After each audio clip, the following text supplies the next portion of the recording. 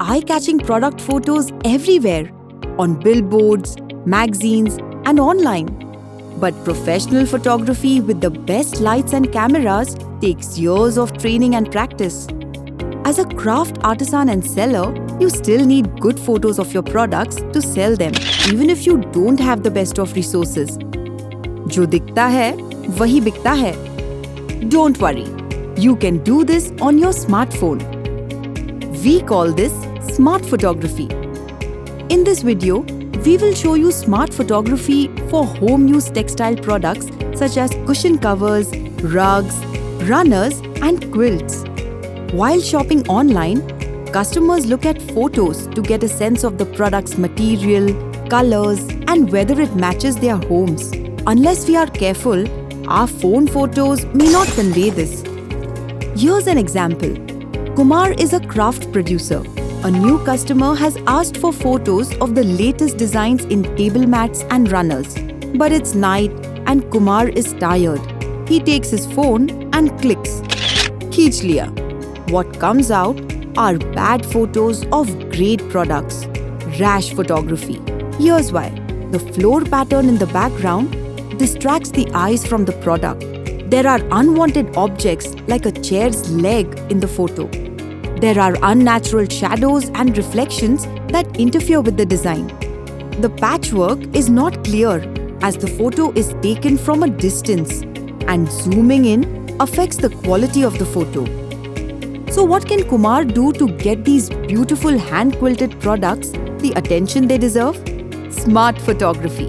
Don't let rash photography ruin your product's appeal with these simple steps. First step. Factors to consider before you shoot. Light. Most smartphones automatically adjust to any light conditions, but we recommend you shoot your products in natural daylight. Shooting in a naturally lit, shaded spot helps to keep the colors of your product close to the original.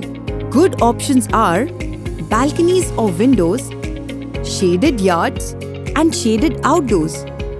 Don't shoot directly under the sun to avoid harsh shadows, but you can use sunlight in creative ways. For example, soft sunlight coming through leaves creates a nice mood. Don't shoot against the light or your product will look dark. It's best to avoid shooting in dark corners or at night using artificial light or the camera's flash. Another factor to consider is the background. Always shoot your textile products against a uniform background, like a mat or screen, a wall, or a floor. Don't choose a shiny surface as they can reflect light and interfere with your photo. Use a matte finish surface instead. You can contrast the background with your product. For example, dark colored products against light backgrounds or light products against darker backgrounds. If you only have a heavily patterned background, then cover the patterns with a white or light colored cloth or paper. Some important tips when preparing the background. It should always be clean. Don't keep any unwanted objects in the frame like plastic bags, wires, etc. When you look through the frame, make sure the background stretches from end to end. That's all for our preparations. Now, some steps to follow during the shoot. We will take different products and see easy ways to photograph them. First, cushion covers. Cushion covers are easy to click, single or in groups.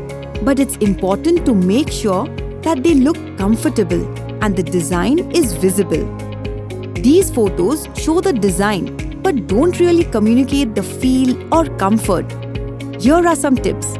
Always fill the cover with a new plump cushion of the correct size before you shoot. If you don't have a plump cushion, you can use newspaper balls to fill up extra spaces and avoid flat corners. A good way to shoot a single cushion cover is head-on from the top. Take close-ups too by taking your camera close to the cushion. This shows a lot of details clearly. This set of one head-on photo, one close-up, and one of the backside communicates all aspects of this cushion cover. A group of cushions gives the sense of relaxation. But if you don't have the full setting, you can take photos of partly shown cushions against a simple background. To sum up, take head-on photos, close-ups, and group photos to showcase your cushion covers in the best way. Next, let's photograph table mats. Although small, it's quite easy to get the angles wrong with these. For best communication, table mats need simple straight shots, aesthetic arrangement, and a uniform background. Our next products are table runners. The biggest challenge with shooting table runners is their length. A lot of the background will show if you shoot them from a distance. How do we shoot a 6-foot runner in a tiny space? Get creative! This banana fiber runner folds nicely like any woven textile. The same runner is shot on a black sari. This colorful patchwork runner looks beautiful in this outdoor setting. The lighting is good and we can see the design. Here, the same runner is shot straight in an attractive arrangement on a white paper. This shot is easier to control and the product stands out more when seen against the white background. Shooting small products with these tricks is easy for Kumar. But he also makes large products like quilts. For these, a bedroom or living room setting is ideal, but may not always be available.